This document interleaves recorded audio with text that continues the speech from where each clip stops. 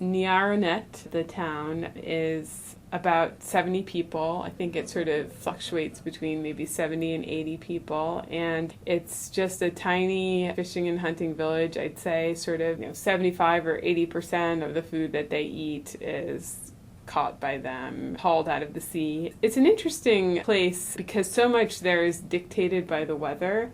There's a lot of days when the people peek out the window and they just say, nope, not today.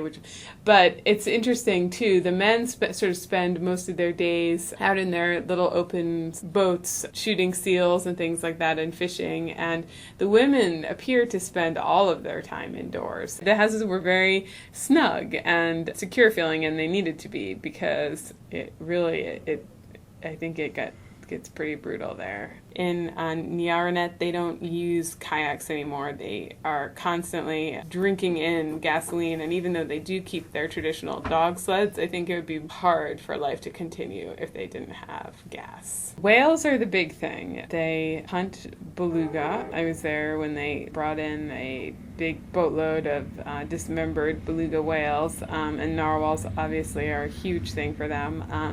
And then they hunt everything from fish to walruses. They feed the dogs. It's almost like a garbage disposal thing. Like they might feed the dogs the organs of the whales that they catch, the things that the people don't want to eat. They have these outdoor drying racks, and I think that those racks are used for the food that will eventually go to the dogs. Narwhal is extremely chewy, and or at least the muktak, the layer of skin and fat that I tasted, I can say that it tasted very much like beluga because I ate that too, and the layer of skin and fat, even though they're, one's black, one's white. I had the good fortune of meeting a villager named Ilangwa, who was the town garbage man. His job was to take the different forms of refuse from the houses to a location far away from the village itself and burn them. Luckily, he was a trilingual garbage man, so he was the only person in town who spoke English, and he was able to introduce me to a lot of the villagers, the hunters, who tended to be very shy about their achievements at first, but then kind of wanted to tell stories about the time that they were able to catch, a beluga or narwhal on the same day and things of that nature. He's a guy who the scientists are constantly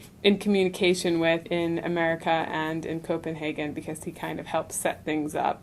Alengwa's daughter is the girl with the adorable chubby cheeks. She had a little puppy, one of the sled puppies. She called it Salagadoo, which I thought was this amazingly pretty Greenlandic name, and I thought that, it was long the way Greenlandic words are, but actually Salagadoo is a line from a Disney song, Bibbidi Bobbidi Boo. But that was actually very typical of this sort of interesting cultural collisions you find on this tip of land that's in the middle of nowhere. The town was totally wired. There were computers everywhere. The hunters surfed the internet. They used cell phones to communicate while they were at sea. The kids, they learn their Danish, they learn Greenlandic, they do study things, but they seem to be in school for sort of a remarkably short part of the day. The town cemetery was on the